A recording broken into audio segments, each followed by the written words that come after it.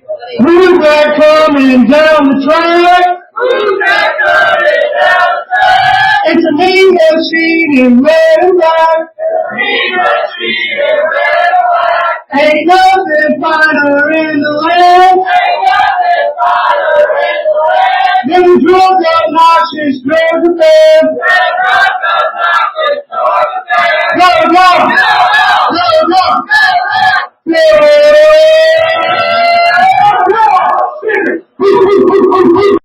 What's up, y'all? This is John, Caleb, and Mike back for another episode of the Nothing Finer podcast. Before we get into anything tonight, Connect Savannah 2025. They said they went out of business. Apparently they didn't. So that means we need y'all to nominate us. If you do it once a day, best local podcast and best local influencer is what they're calling it this year for social media. Nomination period ends January 31st, so we need everything we can get to move on to the next round. And if we happen to win one of the two again, we're going to kidnap Caleb and force him to come get drunk with us in Savannah. Just flow down the Savannah River and get it. Yeah, that's it. Right just put me in a raft and send me on down there. It will be happening. We're not giving an option. The funny part is, like, right now I'm on the website right now. There's 1, 2, 3, 4, 5, 6, 7, 8, 9, 10 other ones. I think they do top 5, which I feel like is more than we had last year nominated because, everybody has a podcast now. So yes, that's true. Yeah. But so we need your help for free alcohol and more tattoo coupons. Yes. It helped a lot with the networking, though. That we had some good connections from it last year. Hopefully we can expand upon it. We did. Yeah, no, for sure. And maybe I don't know where I was going with that.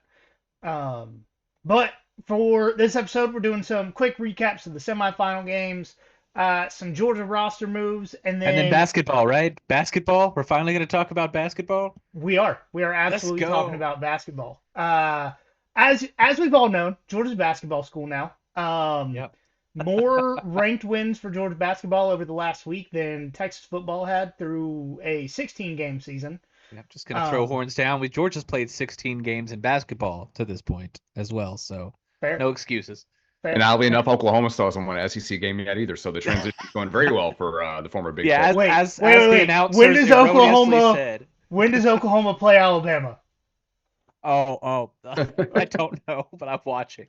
But yeah, as the announcers in the game yesterday erroneously said, Oklahoma's transition to the SEC is going very well. Oof. Yeah, that's tough. Also, before we get into anything else, since baseball is still, I think, 70 days away, as wild and sad as that is, Georgia preseason number 4 for college baseball. Trey Phelps, preseason All-American. Okay.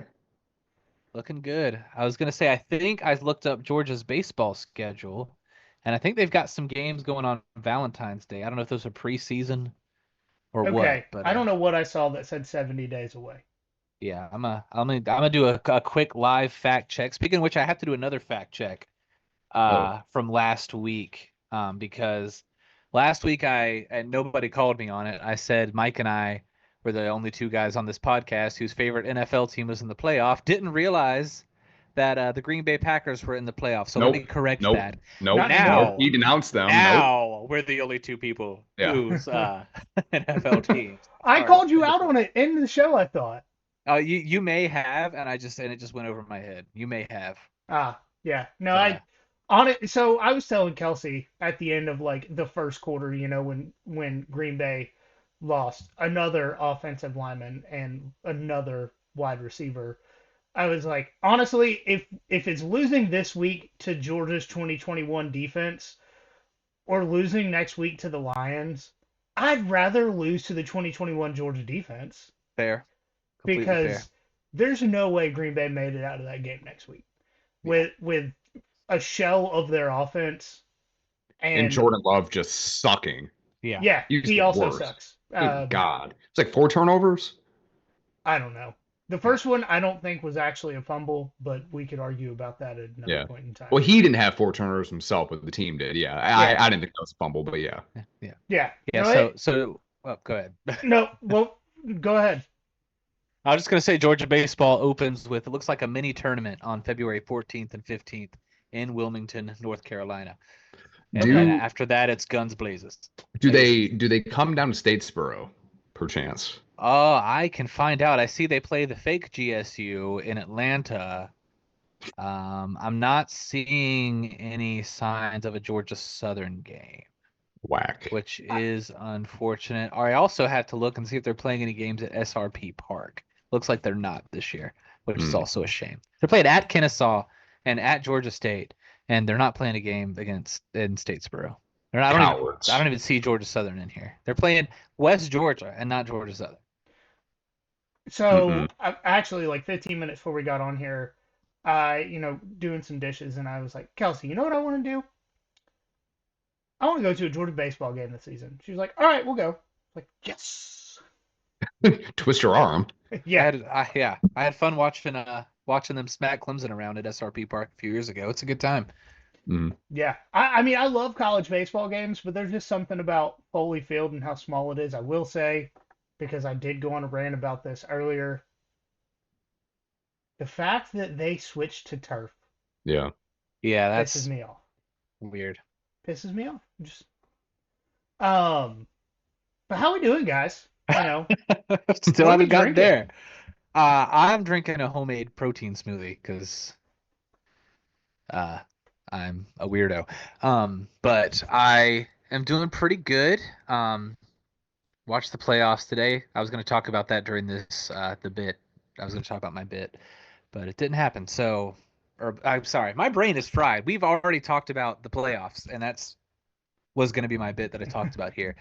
So instead, I guess I'll talk about the snow day that we had a couple days ago. Oh yeah. Our Hell kids yeah. were still going to school for a half day, which is crazy to me. Like, I guess they just didn't want to. A couple of the other districts in our area said they were going to school, and then like 15 minutes before buses started coming, they said go home. One of our districts actually bused the kids to school and then said, actually, we're not doing it.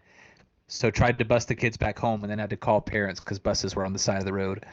That happened in Gwinnett County when I was teaching there twice, and I was furious for the parents of the kids there. That's wild. And for me, like, the safety issue is one thing, but also, like, it snows so rarely here. Let these kids stay home and play in the snow. Yeah. Like, how many chances are they gonna get?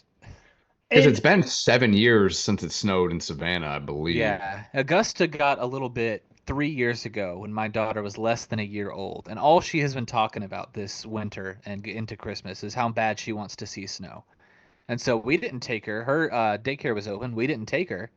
I had to go to work, but she got to stay here, and she threw snowballs and made a tiny little snowman in our backyard, and she had the time of her life in it. And we're not going to take that from her just because the school decides to get in. Yeah. Yeah.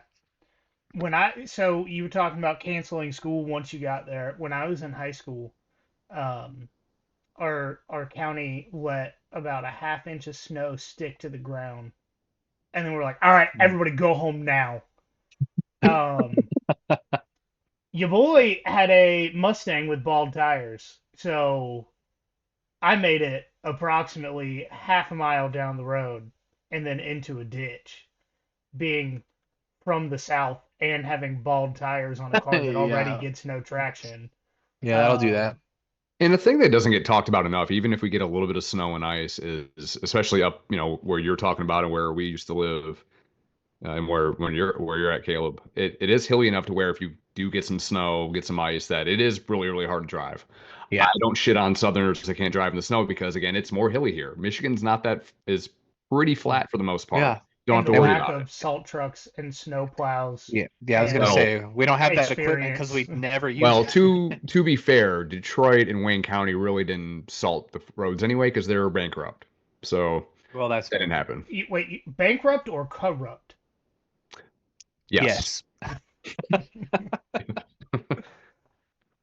All But right, Mike. I know it's but been no, cold for us, but how have you been? No snow, but cold. it's been a roller coaster of a week since we've last got on here. Um, Start with well, it's mostly bad news, I guess. I mean, not totally, I guess, but we were house hunting. We put in very very strong offers, trying to get closer to you, John, on Wilmington Island. Get closer over that way, get out of the traffic that I'm dealing with on the south side here. Got turned down both times because Aw. they went over, and I don't have that kind of liquid cash to pay all this closing costs. So that was a no. So we learned about that house just a minute ago, and then the last like 36 hours, the stomach bug that's been going around the city and just everywhere hit our house hard. Um, my daughter had to stay home from daycare Friday. I stayed home with her as well, and then we all just got sick. Everybody's just throwing up everywhere. Oh, I'm the only one that got it in the toilet. But Hell yeah! Congratulations. yeah, It's a big accomplishment. just it. I know. It's a whole thing. But I think we're on the mend. Everyone's gonna go to school tomorrow, I think. But yeah, I it's mean, been even if they're not sick, fun. make it somebody else's problem. I know. What am I paying taxes for? Right. Pay my own salary. Um, John, what about you? Good. I will say, as far as the house hunting stuff goes for you, um, almost every house that's for sale on the island has been for sale for over 130 days. Um, Well, not the so, ones in my price range. well, I know, I They go know, up like a but what day. I'm saying is everything's a little overpriced, and they're going to Mhm. realize that in about 2 months when it's still for sale, and they've gotten a total of 5 offers. There was one on Whitmarsh. I know we're like way off the rails and no one tuning into this for real estate in Savannah, but there's one on Whitmarsh that no, it was on Wilmington. It was on Wilmington. I'm sorry. Uh, they had it listed for $425,000, and we went in there. We're like, oh, this is at the top end. We'll lowball them anyway. And went in there. There's dog and cat piss everywhere. Like they had smoked in it for 40 years. There's all this stuff Wait, everywhere, and did you tour my it's neighbor's bad. house? Off a high tide. No, no, no, no. Oh, My okay. neighbor's house is back on the market. Please buy it. Pool and a hot tub. Okay, you have to send me the address. Okay, I'll do that. Okay. Please, please buy my neighbor's house. They're awful. They're Ah, literally some of the worst human beings I've ever met. man. I'm Okay. gonna be Um, pressured to move down there if y'all are that close to each other. I'm gonna feel so much pressure to get down there. Well, it's funny. We're in the same city, but it's like 50 minutes apart. yeah, Right. yeah, yeah. No, it takes about an hour for me to get to Mike's house. Yeah. We're both in Um, unincorporated Savannah, though. yeah. So I was telling Caleb before we got on here. I've decided to lower my caffeine intake and get into the process of quitting nicotine simultaneously, which Ooh, crazy. means my brain is on negative 10% capacity. Um, so yes, like just for example, last night my wife asked me to do something, and I was like, yeah, and I got up and I took the trash out. And when I walked back inside, she was like, "What are you doing?" I was like, "Took trash out." She's like, "No, I asked you to get me a cup of water." And that's just, how the last week has been for me. So yeah, not recording twice last week, that's on me. I honestly, Thursday night we were watching the playoff game and my wife asked, "Did you do a second episode this week?" It's like, "Nope, forgot I even had a podcast." So um Do caffeine, like especially like Diet Coke and things like that. If someone were to do a study about it, I think there's a big correlation between Diet Coke intake and like memory loss. I think it's the number one cause of dementia, in my opinion. But I don't have the time nor resources to do my dissertation on that. or Have to memory keep because an you drink so eye. much Diet Coke. Right, I keep forgetting. I was gonna say we have to have to keep an eye on the next president over the next Yeah, few years. He's the man loves him some Diet Coke. Well, maybe he's got the yeah, old recipe Diet Coke because that Oh man ain't yeah, slowed down. that's yeah. true. Whatever the caffeine's taken away, that cocaine is. My So my Boost him back my up. favorite tweet he ever did was, "I've never seen a skinny person drink Diet Coke," or something like that. I'm like, that's just And he loves classic. Classic. he loves him some Diet Coke though. I mean, he's self-aware. I will say, random fun fact, real random. Did you know that there is one laboratory in the United States that legally imports coca leaves and cocaine? No. It's because the flavor of coca leaves and cocaine is still in Coke. Hell yeah. Hell yeah. They derive the flavor from it to put in our sodas. Nice. Well, fun fact there. But I'm drinking water. Just I feel like I'm still dehydrated from New Orleans. If I'm being entirely honest with you. Fair. Yeah. All right, let's get into some semifinal games. First one, we have Ohio State playing Texas. Goodyear Cotton Bowl Classic. Off the top, I have a gripe with Goodyear. I'm just gonna say it.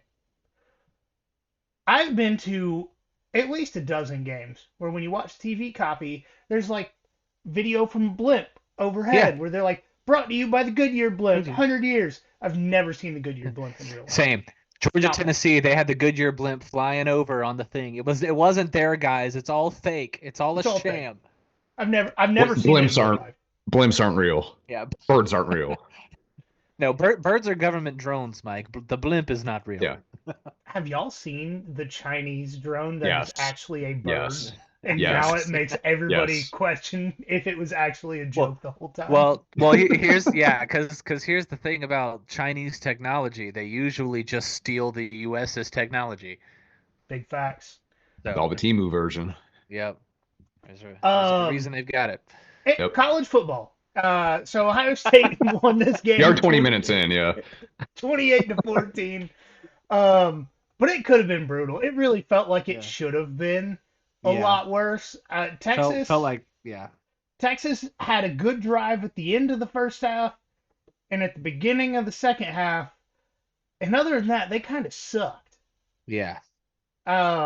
Which, I mean, you could say the same thing about Notre Dame in the Sugar Bowl, but it was enough for them. But that's because Georgia's offensive line wasn't blocking. In this case, Ohio State's was.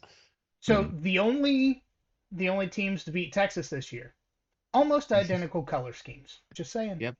Yeah, true. The Bulls are scared of red. They're not mad at it. They're scared of it. Yes. They are also, though, to be fair, the only teams with a pulse that Texas has played this year. Yeah. Big facts. Yeah, so that drive at the end of the game, not to skip too far ahead, but there was the drive where Texas was coming down the field. I believe it was still a tie game at this point. And Texas gets to the 1-yard line on a 2nd and goal. And they call the toss sweep at the 1-yard line. And I think Ohio was up by 7 at that They were point, up by 7 trying at to that tie point. it up. Okay. Yeah. So, but either way, they call the toss. That makes it actually that helps me even more with what I'm about to say. So they call the toss sweep at the 1-yard line, which gave me Vietnam flashbacks. For years when I was a kid, and I promise this will come back to this game, but for years when I was a kid, I was a good luck charm for Georgia. Every time I went to a game, we won. Usually it wasn't close. Until we played Kentucky in 2009. We lost that game in large part because down 7 in the 4th quarter, late, we drove the ball down the field, got to a 3rd and goal from the 1, and Mike Bobo called a toss sweep to Washawn Ely at the 1-yard line, and he fumbled it away. And ever since then, every time I see a toss sweep at the 1-yard line, I expect bad things to happen. And sure enough, the fumble didn't happen that play. But it did happen shortly after. Don't run toss sweep on the 1-yard line. What are we doing? Yeah, that was, and a lot of Texas fans are really mad at Quinn Ewers right now with him chumming it up with Ohio State guys after the game. Yeah. He's just talking to his next school. Well, yeah, I would love if he was a spy. Like his whole plan, Ryan Day's like, hey man, I'm kind of terrible, was on the same Ohio State staff as those other guys. Here's a plan. You're going to go to Texas. You're going to lead them to heights they have not seen since Vince Young was walking through those halls. And then when we see you again, you're going to play the worst game of your entire career. And you're going to make millions of dollars while you're doing it. Yeah. All right. Yeah. And then Kirby Smart caught wind of it and was like, hey, look, I won't tell anybody. but Texas can't beat us. Yeah. Honestly, that it would make sense for Michigan. Jim Harbaugh calls Ryan Day. He's like, "Look, I got this idea. We've got this coach," and Ryan Day's like, "Hold my beer." No, I mean for me, like I never really felt like Texas could win this game at any point, Yeah. even when they tied it up toward like the last 27 seconds of the first half or whatever, and then one play, Travion Henderson has like a 75-yard touchdown. I Hey, missed it screens work sometimes, guys. sometimes. Screens work sometimes when you can block for them. The funniest part about that is they were just talking about how good Texas defense was, and it's like, guys. I know ESPN's not big on stats, but you have to play good offenses and do well to have a good defense. Yeah. Right, you're bottom feeding in the SEC, and you're out of conference schedule with the Michigan team that can play offense at all this year. Yeah, your defense is going to be inflated a little bit, but let you force 3 turnovers against Carson Beck and still give up 30 points to him. Yeah, that's a tough look. But Travion Henderson, that was his best. Honestly, I think his best like play or best game as a Buckeye, because I've always heard good things about him, but I've never personally seen it. That was a special moment. That's going on every NFL highlight reel he's got.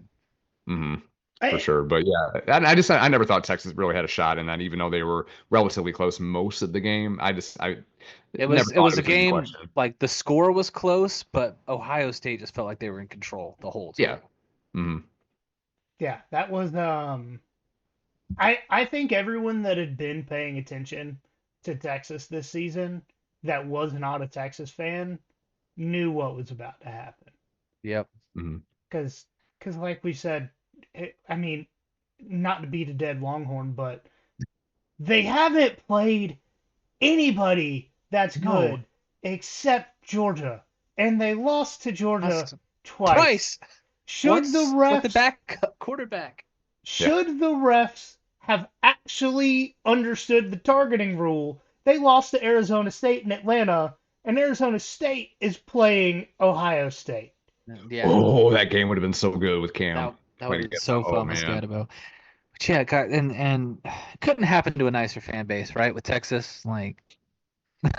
Yeah, congratulations, Texas. You didn't win anything of consequence. You got to the national semifinal, but you have no trophies except the stupid golden hat thing you won from the Red River. Peach Bowl trophy. The number of Texas, the number of Texas not fans the MVP one, but the other one. Yeah, exactly. SEC participant.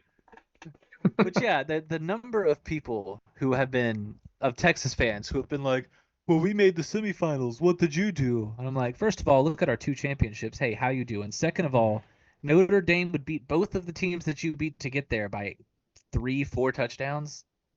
So I don't really want to hear it from Texas fans about how much further they made it than Georgia. First of all, you cannot talk trash to a team that beat you twice.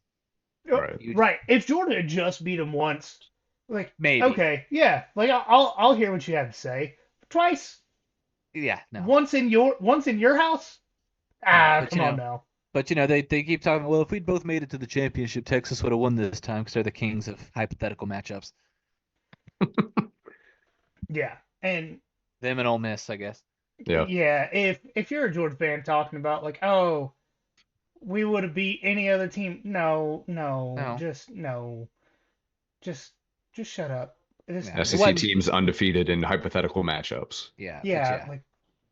Like most, I feel like most Georgia fans will understand. Okay, it wasn't our year. There's no bells or whistles or anything that kept us away from it. It just wasn't the year, and maybe it will be next year. We'll see. But yeah, and you need a lot of luck to win like these big games and move on in playoffs, especially in these big 12-team playoffs. Like it's gonna take the ball bouncing your way a lot. The 2 we won took a lot of the ball bouncing our way. Yeah. Mm-hmm. And it's not always going to do that. But what Texas fans need to realize that instead of saying, "Oh, well, in this game we would have won," or "This should have happened," or whatever, like y'all deserved this loss, and y'all deserved so much worse. If Ohio State's offense had tried the whole game, it would have been much worse. And Texas doesn't have one of these. That's true. 0 SEC championships still for the Longhorns, and that's the only championship that matters. Yep. Unless it's 2021. Yeah. Similar to what I was saying a minute ago, with the NFL. As Georgia fans, of the teams that were left once the Sugar Bowl kicked off, Notre Dame's the only one I'm okay losing to. Yeah, facts. Mhm. Like Facts. yeah. Could you imagine if we'd let James Franklin beat us? That would be a tougher pill to swallow for sure. Yeah, no. Or Texas a third time when Georgia's at like 50% strength, or Right. Ohio State because Ryan Day is running the score up and just he has a punching bag of Noah Ruggles on the sideline. Yeah. Before the playoff, we were talking about, the bracket works out pretty well because there's a lot of teams we could beat on lower strength. Now I'm saying the bracket worked out for us really well because we got to lose to Notre Dame instead of anybody else. Yeah. Yeah. Like if you get to choose a loss, Yeah. that's the one. Yeah, and plus, then you get the argument, since they made the national championship, that Georgia could at least have the bronze medal this year if you really wanted to make the case. Yeah, especially because Georgia beat Texas twice. Yeah. So Georgia's the third best team in the country. That's what Yeah. I'm understanding. That's what I'm hearing from all of that. All right. Notre Dame, Penn State. We're talking about the Orange Bowl. Notre Dame won the game. They didn't really play all that well outside of, like we kind of talked about earlier, like the middle. I'd say in their case it was probably the middle 15 minutes instead of just the middle 8. But the middle 15 minutes they played extremely well. Once again, Riley Leonard did whatever was necessary to win the game. I will say, as far as Notre Dame next season goes, if that Italian kid stays on the team, he can actually throw the football well. I was when he came in, I was shocked that Riley Leonard came back in the game at that point. Same. Like, not that Riley was playing terrible, but this kid has some juice, man. Yeah. Yeah. The funniest part about the Penn State situation to me is that they have, like, Georgia, questionable wide receiver play all year. We know that. Yeah. Penn State completed 0 passes to 0 wide receivers for 0 yards and 0 touchdowns. But they had like a first round pick at quarterback, right? That's what people are saying. Oh, you mean the same guy that once again, when he was put into a big game moment like Ohio State and Oregon and now Notre Dame, cannot help but give the ball to the other team? That interception was awful. I mean, I understand James Franklin want to be aggressive and try to move the ball down the field a little bit, but as we can tell you about trying to be aggressive against Notre Dame in the last like minute of a half or a game, not good. Nope. Probably not the wisest decision. Nope. So I mean that was tough, and and credits to Notre Dame's kicker there, Jeter. Like, he wasn't great most of the year, and he came in the clutch there, so that was kind of cool to see. And it's just so weird, and just kind of big picture. It's so weird for me having Notre Dame and Ohio State in a national championship. Yeah. Like, I guess we'll probably talk about it before the actual game itself because it's a week from now, or a week from Monday. But since Michigan doesn't play Notre Dame all that often anymore, they're going to start doing it again like 5 or 6 years. I know a lot of people up north, especially in Michigan, are upset for anybody with any Michigan ties cheering for Notre Dame. It's like, well, Ohio State. Lesser of two evils, very often. Yeah. And this Notre Dame team is very likable. Marcus Freeman, even being an Ohio State grad alum. That's because he purged himself of Ohio Stateness. Yeah, that is true. He's very, very likable. The word "the" anymore. Which is the only thing that gives Ohio State a culture, by the way, is the.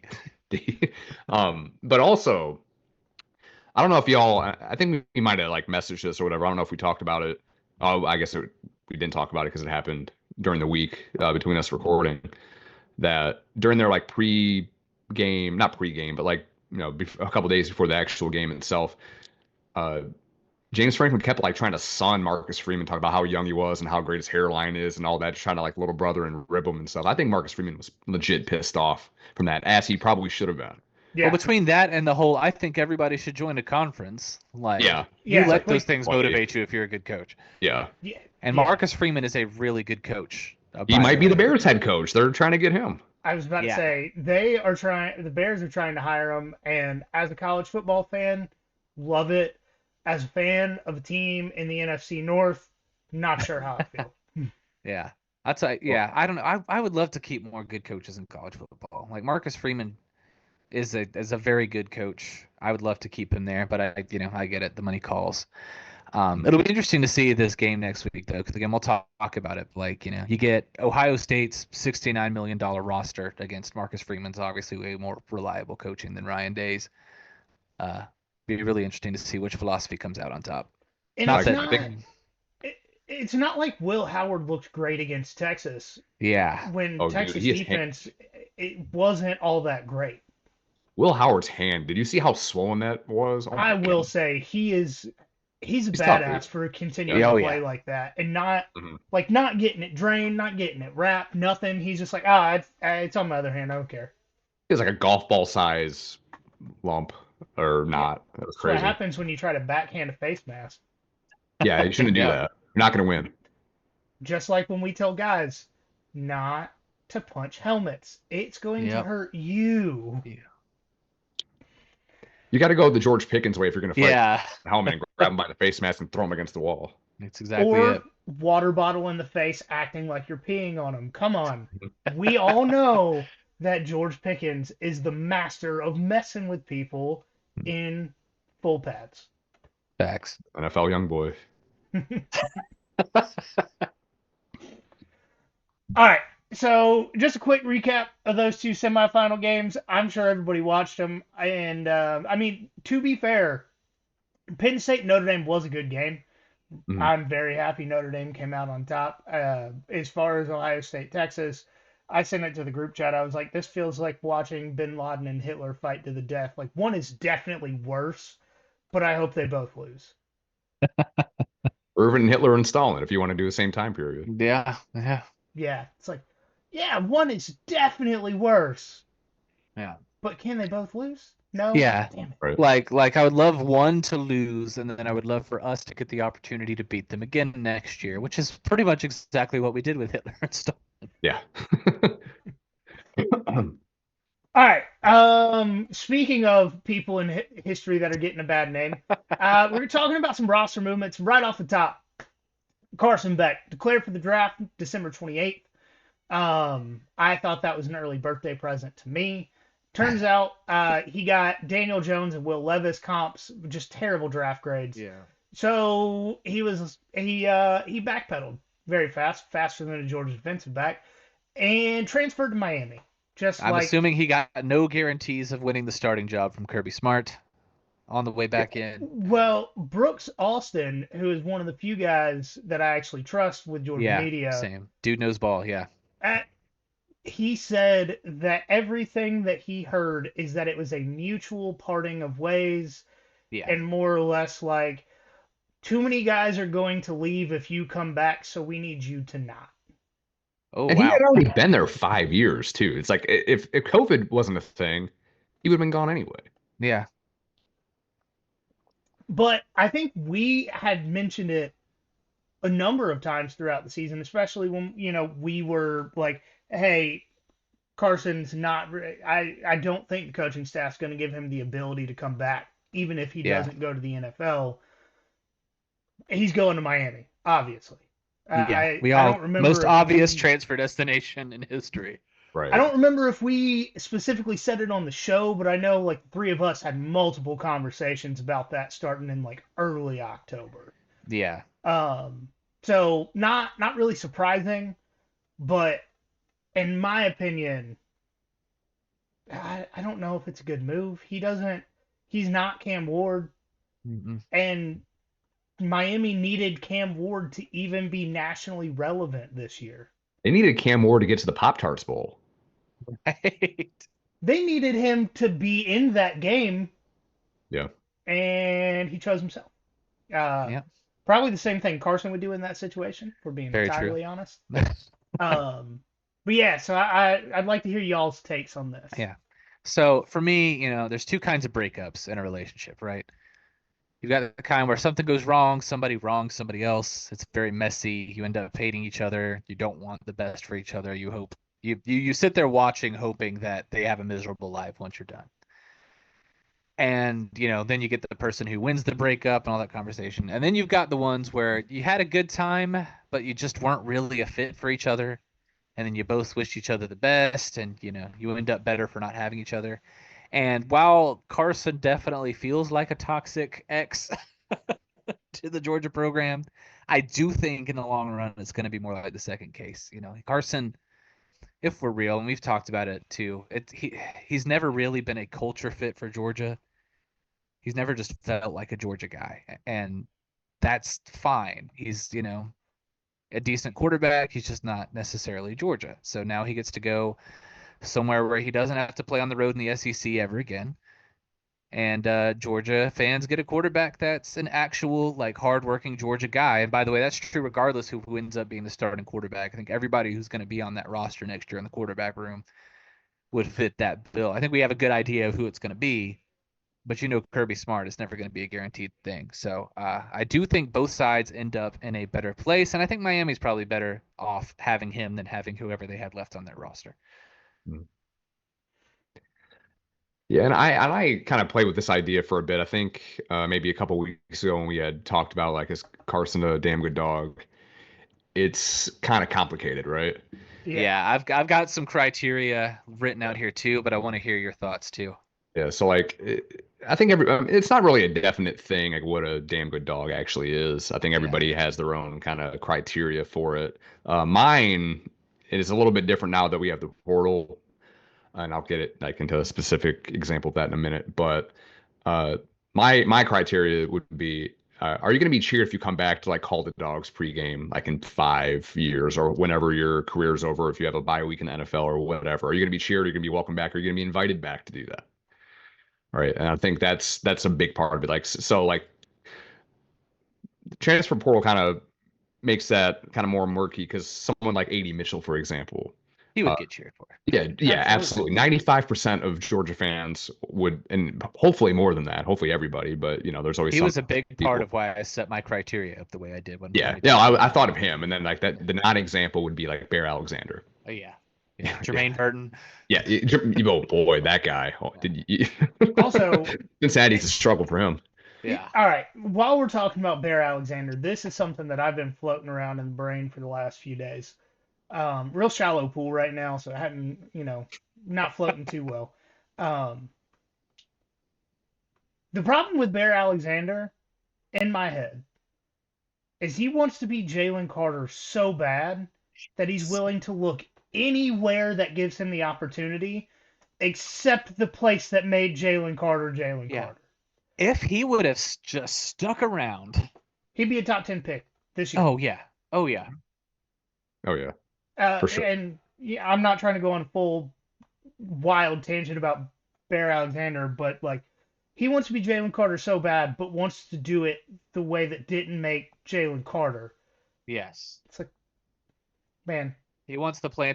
I don't even know that it's so much that he wants to be Jalen Carter. The way that he just wants to be able to get on the field and compete and think he's earned that right. He thinks he's already Jalen Carter.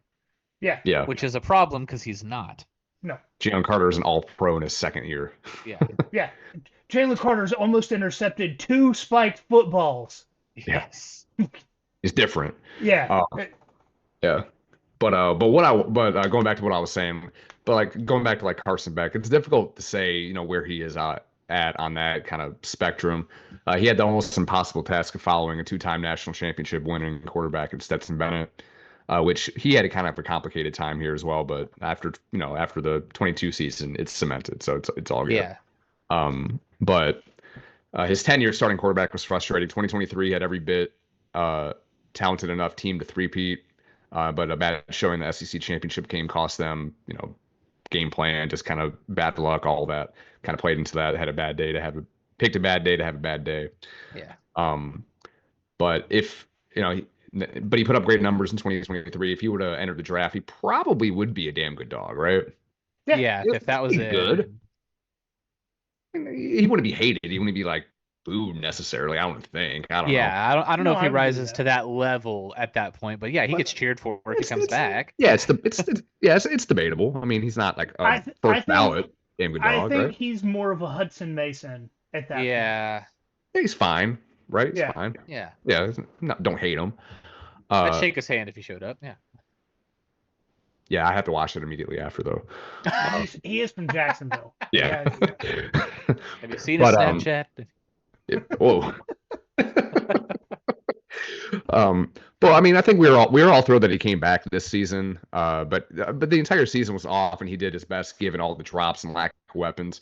I think not having guys like Kendall Milton, Dejan Edwards, Ladd, Brock, even MJR or Marcus MRJ. Jackson. Sorry, got dyslexic. Come on, Gary Danielson.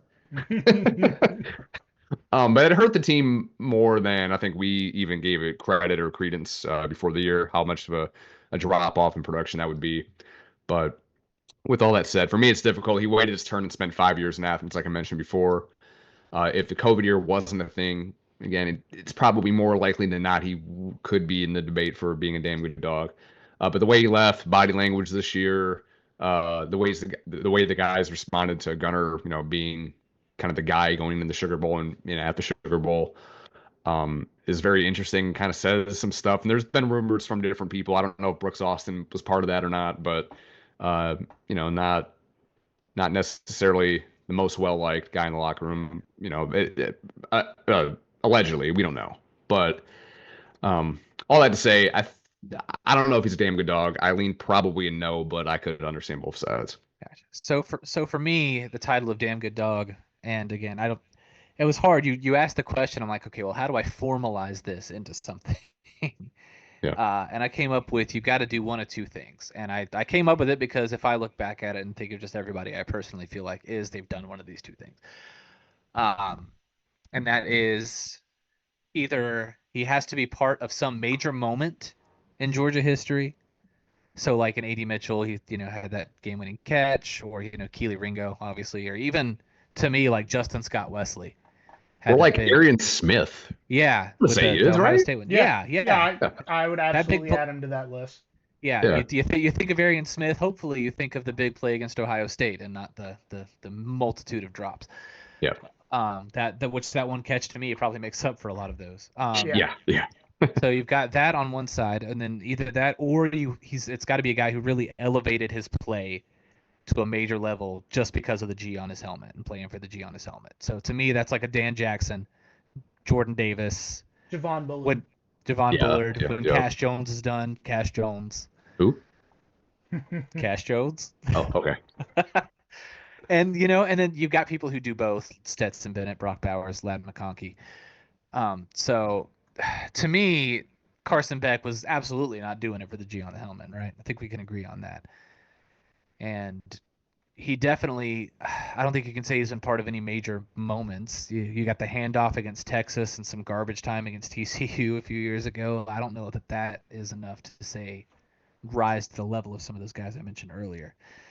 So, if somebody became a DGD in that Texas game, it was Trevor Etienne, Dalen Everett, Gunnar Stockton taking that hit like a champ. Gunnar Stockton's already getting to that point for that. Yeah. So, I mean, I do think there were times when Carson was damn good. Was he a dog? You don't know because he didn't seem like he wasn't a Georgia guy. And the good plays that he made weren't exactly the kinds of moments that you look for when you think through Georgia history. So I lean no as well. And again, more due to the fact that he's not a part of the Georgia culture than anything that he's done on the field. Yeah, like would you mention him with like the great quarterbacks that we've had the last even 25 years? No, I would mention him with. I'd put him on a Jacob Eason level. Like he was very good. Yeah, he had moments. Yeah, but he wasn't going to be the guy to take us to the level. Grayson Lambert, Hudson Mason is kind of the category that he fits into. Yeah, like placeholders that did a good job, but was never. They weren't the Georgia quarterback. You're not going to tell your kids about Carson Beck. Actually, I'll try to keep away from that. So I just listed some names that, as far as quarterbacks go, he fits in the level for me. Now this right here may make some Georgia fans mad. Um, I think of him a lot like I think of George Pickens. Um, Yeah. a, a great player, a great athlete, Great talent. a great talent, Yeah. but George never put it together in Athens. Yeah. I mean, he had the injury stuff Injuries had a lot to too. do with it. Yeah. Yeah. Yes, but at the same time, the dude Up left there too. Athens running 3 routes. Like he Yeah. could Yeah. run 3 routes by the time he left Athens. Then he Now, hasn't had anyone to actually throw to him in Pittsburgh either. yeah, I will say we have great memories from George Pickens once again acting like he's peeing on a Tennessee quarterback, Yeah. just giving. Railing that Georgia Tech I was dude. about to say giving a Yeah. Georgia Tech player CTE without it being on the football field. Jamming Had that a- Michigan corner back to the ground. That was Yeah. awesome. And Had then a hell of a catch against Alabama, by the way, in the That championship was. game. Yep. Yeah. yes, but you know, I don't really classify George Pickens as a damn good dog, and it's nothing Yeah. against him. Like it's just one of those things of where when he was at Georgia, the puzzle never got close to completed. That's Yeah. kind of where I'm at with Carson. It's nothing against the dude. Like I'm going to talk trash mainly because he went to Miami. If he Yeah. would have gone to almost any other school in the country for next season, I probably would speak a lot more highly of the guy. I just have fun poking at Miami. But Yeah. like I don't wish that he does poorly. Like if he goes and gets wide receivers that can catch footballs and he's top half of the first round pick next year, awesome. Good. Yeah. I'm not going to be the guy that Alabama fans are trying to claim that Jalen Hurts is their quarterback. But, Yeah, no. you Carson, know, again, Carson may have spent more time at Georgia. He's not a Georgia guy. And When that's he No. gets drafted, it's gonna be the Miami logo next to his name, not Georgia. yeah. and he fits that culture better. hmm And for me, if, maybe if, when we think about the Alabama game this year, right? We think of his mistakes, but in the second half, like the team comes together, starts to push. If there would have been a clip on the sideline of Carson Beck passionately talking to the wide receivers and the offensive line, and they came back and he made a mistake to end that game, and at the end of the game, you have a moment like Sony and Nick after the Yeah. 2017 title game, where arm around him, walking into the tunnel like, we were close. If I would have seen any player respond to him that way, or him attempt to get a player to respond to him that way, I think regardless of the situation, he would be in that category for me. He was Yeah. part of one SEC title team. He was part of two teams that played for it. Beat Texas twice this year. A lot. He's Had a done a lot chance of at a good national things. championship, even though it wasn't him playing, but he got the Yeah. team there. hmm Right. He's done a lot of phenomenal things at Georgia. I just think the way he left, the personality and culture fit issues, Yeah. and the lack of the puzzle coming together is kind of why he's on. I'd say he's a step down. Yeah. And to your point, I think I agree with you. He would probably be on that level if that was the kind of guy that he was. But I also think we're probably in a better position this season if that's the kind of guy that he was. It seemed like that Yeah. was the kind of leader that the team needed him to be, and that's just not who he ended up being. hmm Yeah. I mean, would really, agree if with you that. can you tell the story of Georgia football without Carson Beck? Yeah. Yeah, this Yeah. year. Yeah. Yeah, for sure. Yeah, I mean, so that's also another way you could think of it too. All right. Speaking of, we're about to list off a lot of guys. Not all these guys are DGDs. Most of them, I would say, fit into that category. But these are guys that have declared for draft or they're out of eligibility. Just a caveat, the deadline to enter the draft is January 15th. So without the paperwork formally going through, if these guys decide to come back at the last moment, they've got 3 days to do so from the time of recording, 2 days from the time this is put out. If they have eligibility left, yeah. Yes. Because like half of them don't. Yeah. especially on the line. A lot of them Yeah. don't. Yeah. But we got Jalen Walker, Michael Williams, Malachi Starks, Nazir Stackhouse, Warren Brinson, Smile Munden, Dan Jackson, Tate Ratledge, Dom Lovett, Ben Urosic, Xavier Truss, Chaz Chambliss, Tyrion Ingram Dawkins, Jared Wilson, Dylan Fairchild, and Arian Smith. Yeah, go be great. Makes sense. Yeah. I would say out of all those guys, I would say most of them fit in the DGD category. I would say most. I think there might be a couple of guys who just never really got the full shine. I'd say Ben. But he didn't Ben really was have that. the opportunity He's here one this year. year, Yeah, he's here one year. Dom Lovett is a debate, but he had some moments. especially Yeah. last season. Yeah. Yeah.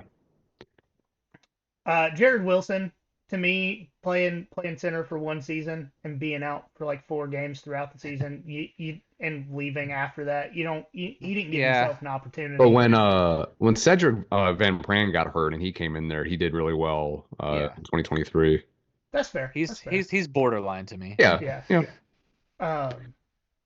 But no, for all the shit I've given Chaz Chambliss through his career, he was one of the few reliable guys this season Yeah. dealing with all the injuries in the linebacker group. So He's in the Dan Jackson, Cash Jones category, and not because of what he looks like, but because that same mentality of One Gritty stage, lunch pail gritty guys. athlete. Yeah. Well, exactly.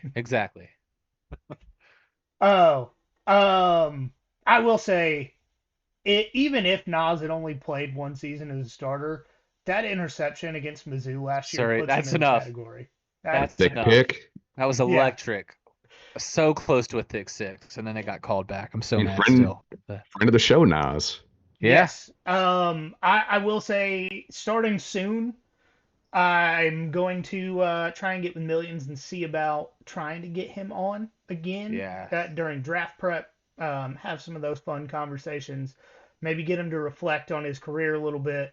But we'll see how that goes because, he's probably already started draft prep. So, Oh, for sure. yeah. Most of those are like 2-a-days from now until the actual day of the NFL draft. It's kind of tough. And dude is hilarious too. Like he was a lot of fun to talk to. Yes. He was just a dude that happened to be huge and good at football. Yep. Guys coming back that could have declared Dylan Bell, who regardless of that last play that he will remember the 2024 season by, very excited about that. Yeah, there's folks out there who are saying, "Oh, we don't want him," mainly because of that play and a couple other drops he had this year. You want Dylan Bell back. Yes. He will be Dylan better. Bell He'll has be better. been has been at a lot of times the most reliable guy on this offense the last 2 years.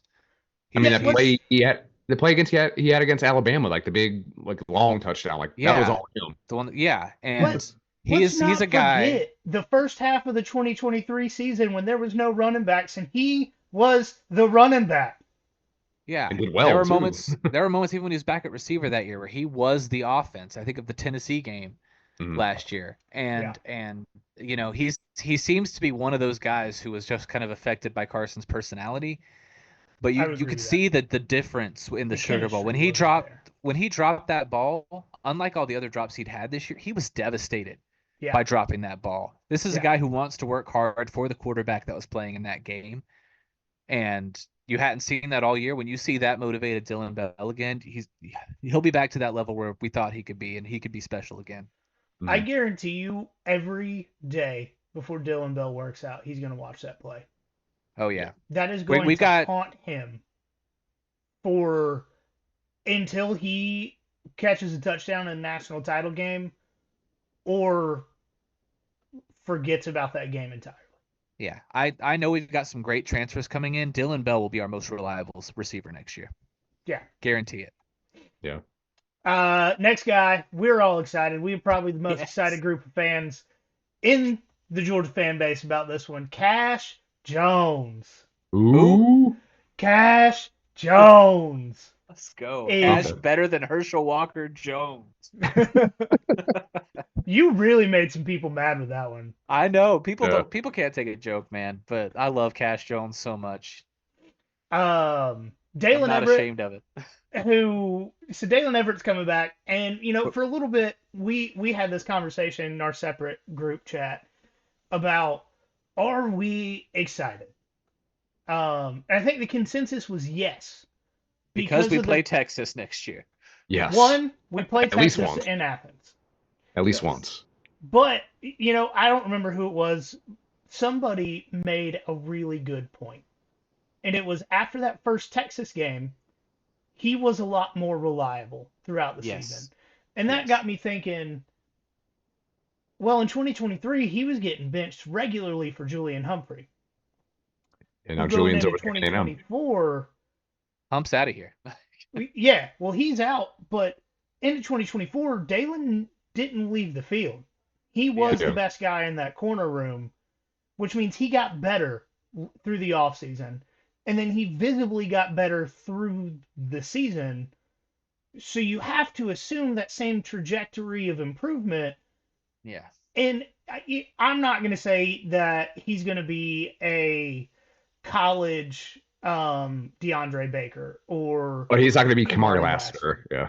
Yeah, like to put that kind of thing on somebody is too much. But Yeah. I think Dalen can be significantly better next year, especially with the trajectory improvement that he has shown. Mm-hmm. So I'm excited. Okay. Yeah, same. I may have had to talk myself into it for a few minutes, but now that I have come to the conclusion, I have not wavered from the conclusion. Next one, Trevor Etienne. Hopefully with a healthy running back room next year, he won't be relied on quite as much. And if everybody's healthy next year, Watch out. Are we making 4 Horsemen of the Apocalypse running back shirts? Let's see how the O-line holds up. But maybe. Fair. We'll talk. Fair. We'll talk. Fair. Well, conversations. The punter from down under coming back. The best tackler on the team is back. The meme machine himself. Mm-hmm. And then Christian Miller, that one surprised me, actually, Same. mainly Yeah. because I didn't know he was draft eligible. Yeah. Just lapse of knowledge on my part. But I'm excited he's back. It's one of those things where I think if he would have had similar numbers through a full season this year, he probably goes. But considering he was out for most of this season, I think he wants to get a full season of tape together for the NFL. Yeah. And I think the first game of him being back, being the Sugar Bowl, probably put a really bad taste in his mouth, and everything I've ever seen as far as his interviews and press conferences go, he seems to be one of those guys that really truly cares about the program and wants to leave it in a better place. Another guy is Colby Young, because I thought, and I mean, we'll see if he actually comes back or not. That's kind of up in the air, I think, probably still. But apparently because of the he's making Diego some waves. yeah, on apparently social because of the Diego Pavia ruling is why he can come back. So has he announced on his social media he's back? The closest thing we got a video of him. He posted a video of Georgia highlights with like a thinking face emoji, and that's about all we've got. So there's been teases. But I would like him to come back. Yeah. Same. Let's his legal case is in a really weird position right now. If you haven't read into it, I do try to keep up with him, so when this stuff like this comes up on the show, I can talk about it informed. The person who accused him went to the police, retracted their statement, said I lied because I was mad, and the prosecution charges are still there. Yeah, they said I lied because I was mad, and even though in the initial police report they said the bruises and marks didn't line up with what the person accusing him said happened, so they were already questioning it, and the person's like, yeah, no, I lied, and they were like, yeah, we thought so. We're still moving forward with the trial. it's in a very weird place. I'm not Yeah. a lawyer. I don't understand these kind of things, but it just seems odd the way the situation is playing out. So it's possible he's not even able to play next year, but it sounds like if he is, he wants to play in Georgia or at Georgia. We'll Mhm. take it. Yeah, based on the person coming out and outright saying like, yeah, no, that didn't happen. I was just mad. To me, that clears him. And now, if we find out Yeah, that his NIL checks are going to her for her to say that, I have that's a a very different different story. opinion on the subject. But given Purely from a what, football standpoint, yes, yes, I would given like him to come what back. we know and is public information, he, in all reality, should have been playing from the Georgia Tech game until the Sugar Bowl because that's when the accuser asked for the charges to get dropped. Yeah. All right, let's get through these next two sections quick so we can have some time for Georgia basketball. Whoever thought we would say that?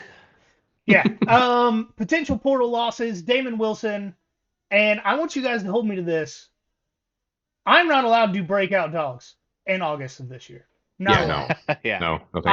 I will give opinion on your guys. This is second year in a row, two of my breakout players are in the transfer portal. Damon Wilson is visiting Mizzou. I want to say he also visited. I don't remember. It was another team that had yellow. Might have been Michigan, maybe. Maybe Troy Bowles went there. Yes, Troy Bowles is committed. Jaden Rashada is in his annual portal trip. A tradition unlike any other. Anthony Evans is the second breakout player that I am very upset has entered the portal. Anthony, if you hear this, please come back. Please. We're sorry. Not just for me and so I can do breakout dogs next year, but you, one of my favorite players on the team this year, and hopefully if James Coley can get his head out of his ass, he'll realize that you need to be used more in the offense. Mm-hmm. Jake Pope going to Dan Mullins, UNLV Rebels. Most famous for celebrating with Ole Miss players after we lose to them, but old friends. What can you do? People gave that kid way too much crap for it. They did. Without knowing the situation, the amount of crap was deserved. Knowing the situation and still dogging on him, not cool. That's a little bit. I mean, it's a bad look regardless, but yeah. Like we mentioned before, Troy Bowles going to Michigan. That one kind of stings. Yeah. Sure. It does a little bit, but he's gotten passed up by two guys that are younger than him. I assume that is a scheme fit or a development thing. And if you're telling me that the top two guys on the interior next year are going to be C.J. Allen and Chris Cole, I'm not mad about it. Right. Ja Jarrett, one of the first players that ever interacted with us on social media, is following Bear Alexander, or at least trying to. It's like a Where's Waldo of guys that have the potential to be Jalen Carter that are leaving the place that built Jalen Carter. Michael Jackson, former USC wide receiver, played a little bit this year. Sad hee noises. Yeah. Looked at the man in the mirror. Returned a couple of kicks when guys were injured. Just never really saw much time on the field. Julian Humphreys going to Texas A&M. No real surprise there. He tried to transfer last year and said he wanted to be developed and then didn't develop. Yep. Just kind of is that what one's it on is. him. So now he gets to use his personal ATM. Yeah, let's go to a place that has maybe two corners in the NFL and develop there. But hey, they have money, no development, but money. Yeah. And then Samuel Mpemba going to Texas A&M. That one, I am very upset about that one. Yeah, that one stings. I thought next year was going to be his year. Yeah. But I will say, as far as edge rushers go, Texas A&M can do that very well. So I do expect him to probably do one and done at A&M and be a early couple of round draft pick guy. Yeah. Transfer additions. A lot of guys that we're excited about. Micah Bell. Is it confirmed that that's Dylan Bell's brother? Yes, that is officially Dylan Bell's brother. Okay, so we got the Bell boys. Let's go. Ring the bell. Oh, that's got to be a thing. We got Hell's Bells. Sorry. Hell's Bells. Hell's No, Bells. That's a T-shirt. Too Yeah. many references. Yeah. Noah Thomas, Texas A&M wide receiver. We're all excited about that. He, Yes. Yeah. a fast, tall, physical wide receiver that can win 50-50 balls is something Georgia's been missing over the last couple of years at wide receiver.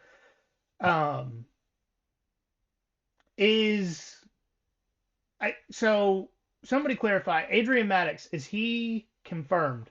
Because I had seen that he flipped. I think he is, because I thought he Okay. flipped to Florida, then he flipped back. Yeah, he would. Yeah, he had flipped to Florida at one point, but he's back with Georgia now. I'm gonna double check just All to right. make sure we're not missing anything. But it looks like the latest news is still he's committed to Georgia. Okay.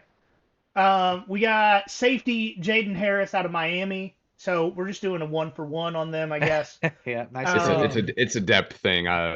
Defensive players from Miami, not necessarily great Fair. thing. We'll see. Did we get any other safeties? We did. This one guy named Zion Branch, from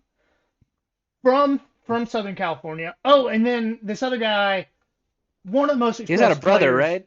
Yeah. One of the most explosive players in college football this past year, Zachariah Branch from Southern California. Now, just to be clear, he knows how to catch a football, correct? I think he can catch football with just 2 fingers.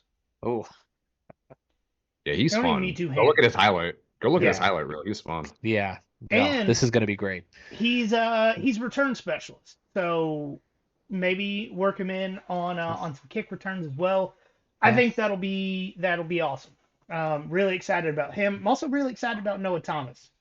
I know he's not as flashy as Zachariah Branch because the highlight reel is not quite the same.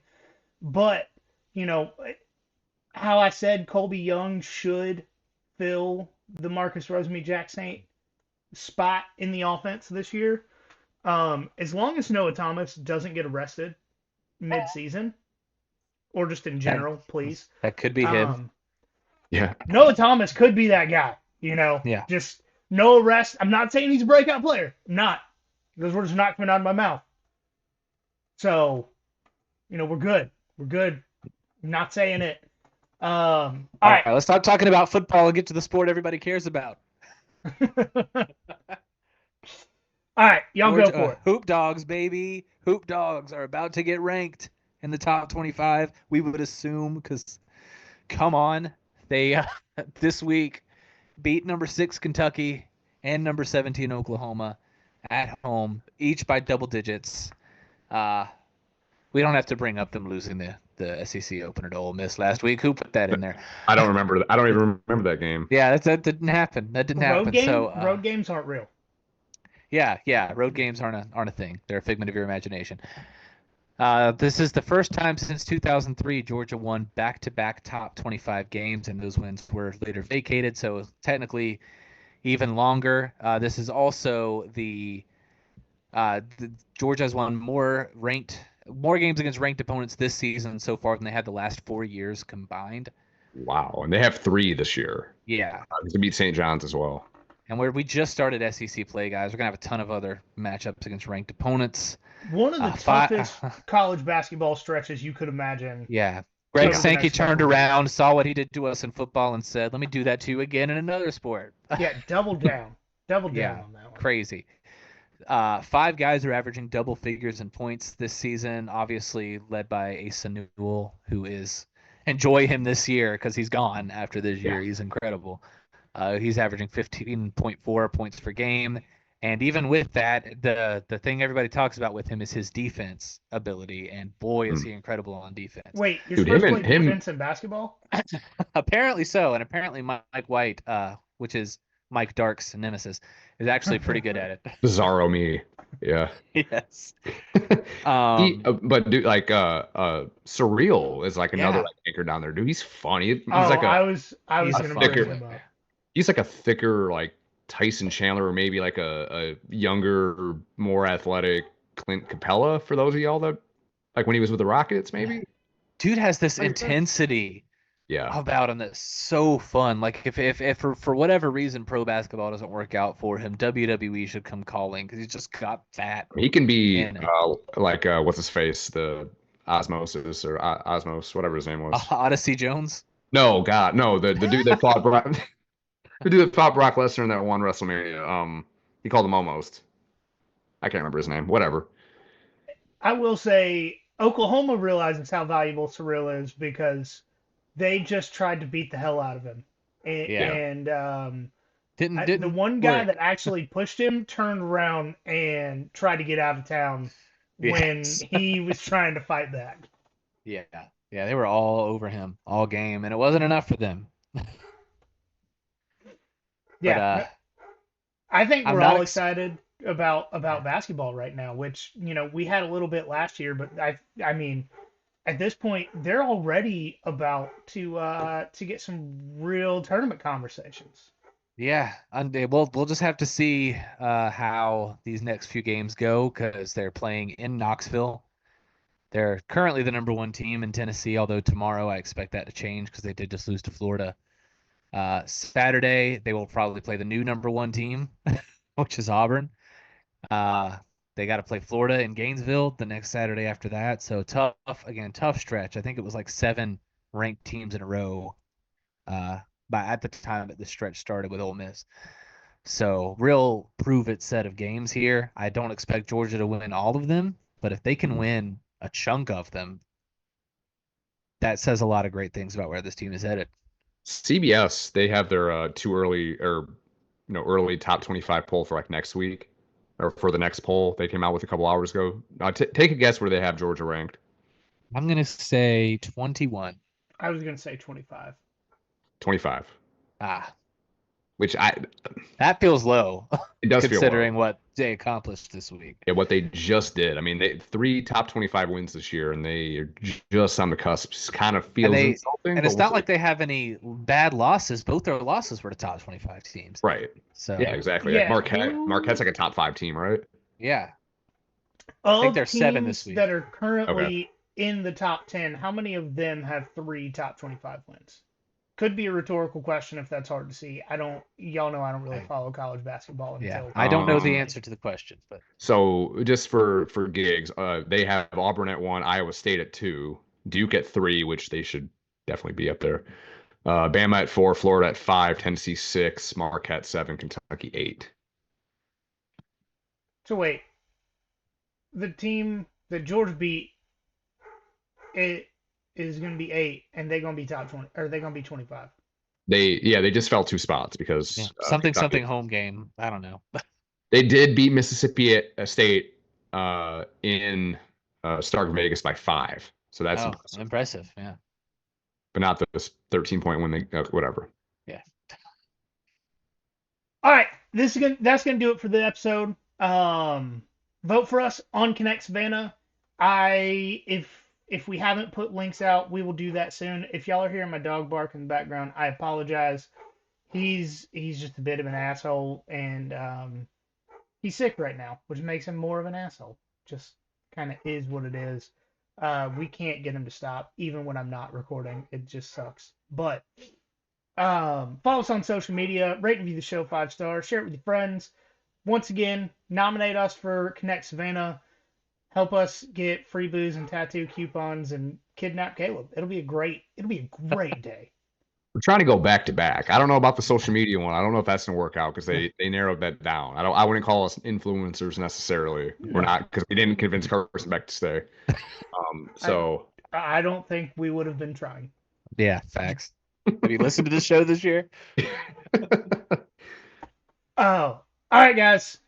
As always, remember there's nothing finer in the land than a drunk, obnoxious Georgia fan. Come home, Anthony Evans.